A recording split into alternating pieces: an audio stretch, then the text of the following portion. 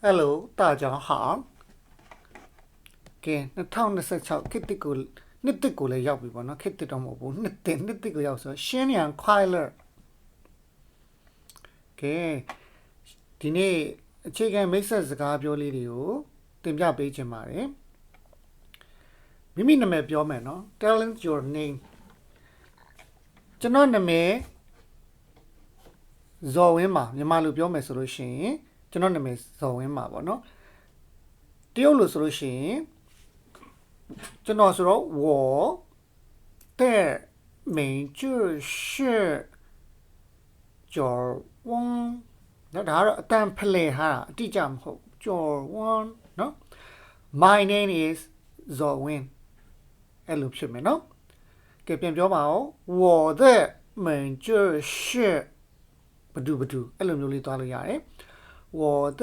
名字是နော် My name is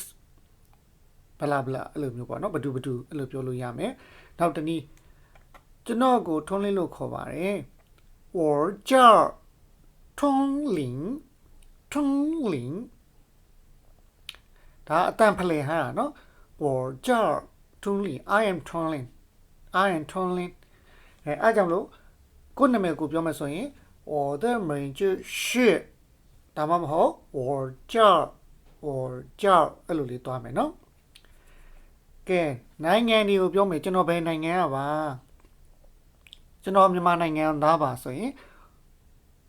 我是缅甸人缅甸ဆိုတာမြန်မာနော်缅甸人 I am from Myanmar I am from Myanmar 我是缅甸人အမဆိုကျွန်တော်က American လူမျိုးဆိုရင် I am from America ဆိုရင်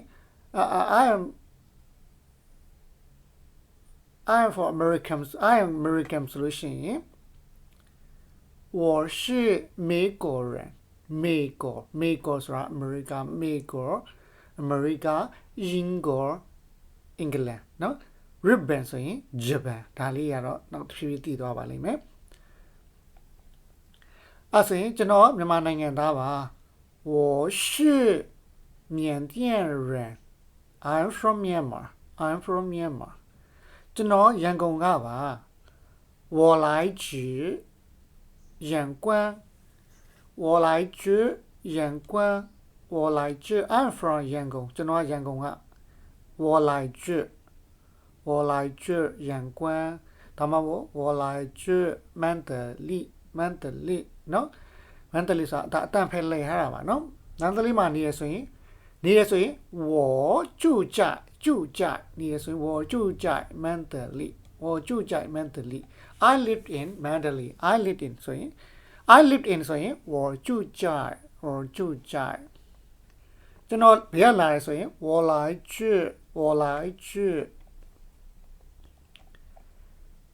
နော်အလုပ်ကြောင်းပြောမယ်ကျွန်တော်ကဆရာပါဆိုလို့ရှိရင်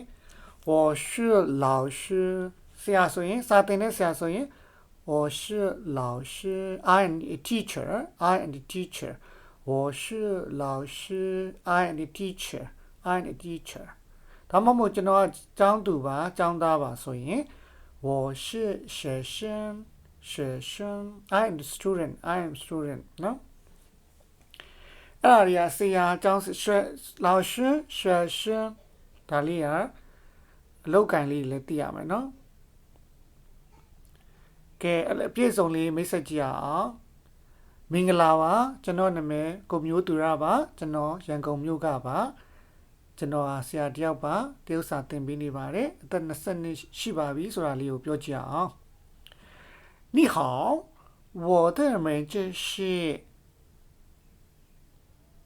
妙书呀，我来自阳关，我是一名老师，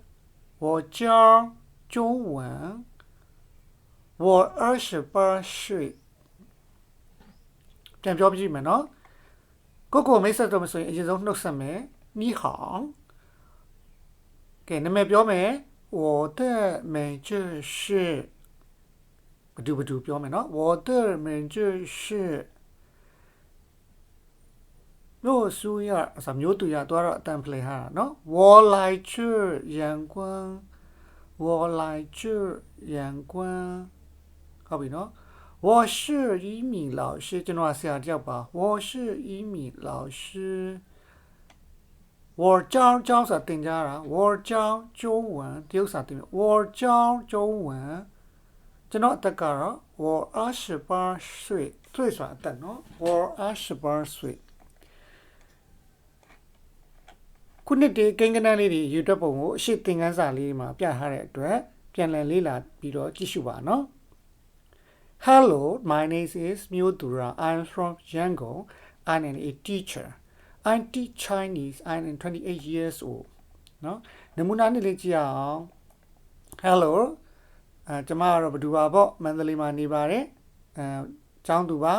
ဘာဘာသာကိုလေ့လာနေတယ်တရုတ်စာကိုစိတ်ဝင်စားတယ်အဲ့ဒါလေးကိုအကြမ်းမြင့်ပြောမယ်ဆိုရင်ဘာပဲပြောပြောကိုနှုတ်ဆက်မယ်ဆိုရင်မမေ့ပါနဲ့နှုတ်ဆက်ပါ你好我的名字是苏碧秋我住在曼德里你听到了我住在曼德里我是大学生我学习声乐我对中文感兴趣感兴趣是 interested နော်感兴趣ကဲအဲ့ဆိုရင်你好ဆိုတော့မင်္ဂလာပါ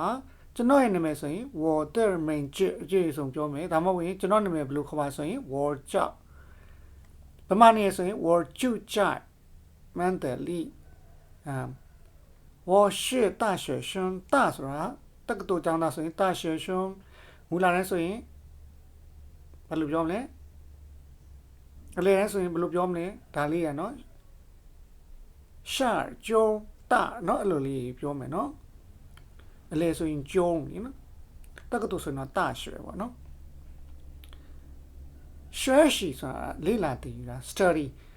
学习汉语ဒါမှမဟုတ်လေ声乐ဆိုတာက business why 我学习汉语ဆိုရင်ကျွန်တော်တရုတ်စာလေ့လာနေပါတယ်我学习汉语汉ဆိုတာတရုတ်စာနော်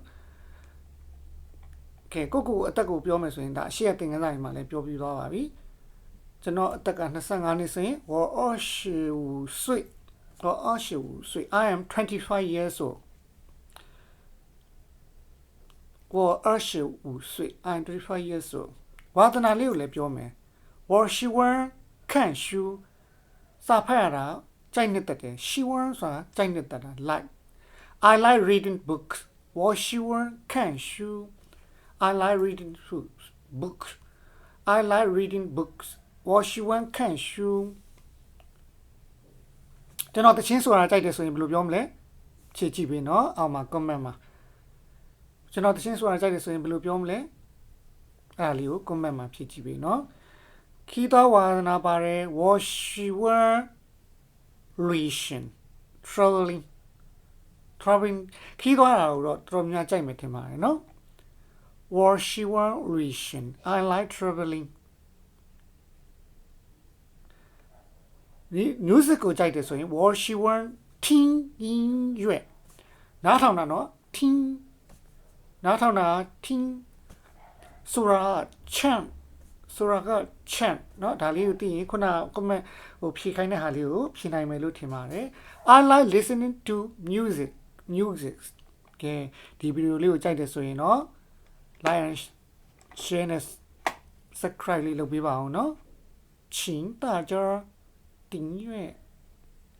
please subscribe like and share thank you ကြိုက်ခြင်းနောက်မှတွေ့မယ်เนาะနေ့တင်မှာအားလုံးကိုယ်ရောစိတ်ပါကျန်းမာချမ်းသာပျော်ရွှင်ကြပါစေ新年快乐